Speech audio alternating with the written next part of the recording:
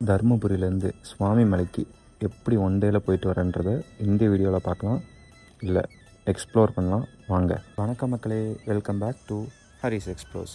நீங்கள் தருமபுரியில் எங்கே இருந்தாலும் நைட் 9:52க்கு கிளம்புற கடலூர் போர்ட் எக்ஸ்பிரஸில் ஒரு டிக்கெட்டை போட்டுக்கோங்க. கரெக்டாக ஏர்லி மார்னிங் 5:35க்கு ஏற்றி விட்ருவாங்க.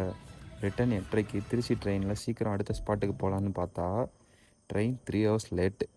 ரிட்டன் ட்ரெயின் டைமுக்கு தான் நம்மளை கும்பகோணத்துலேயே ரீச் ஆனோம். சரி, கும்பகோணம் வந்துட்டு ஃபில்டர் காஃபி குடிக்காமல் போனால் எப்படி? சரி, ட்ரை பண்ணியே ஆகணும்னு கும்பகோணத்துலேயே ஃபேமஸான 109 வருஷம் பழமையான மங்களாம்பிகை காஃபி ஷாப்புக்கு தான் ஒரு விசிட்டை போட்டிருந்தோம். மார்னிங் பிரேக்ஃபாஸ்ட்டும் அங்கேயே முடிச்சுட்டு அவங்க கொடுக்குற கடப்பா எல்லாத்தையும் சொல்லிட்டு ஃபினிஷிங் டச்சாக ஒரு காஃபியை குடிச்சு பாருங்கள், சும்மா அப்படி இருக்கும். நீங்கள் ஒரு ஃபில்டர் காஃபி லவர்னால் இந்த ஸ்பாட் கண்டிப்பாக உங்களுக்கானது தான். மறக்காமல் ட்ரை பண்ணி பார்த்துக்குங்க.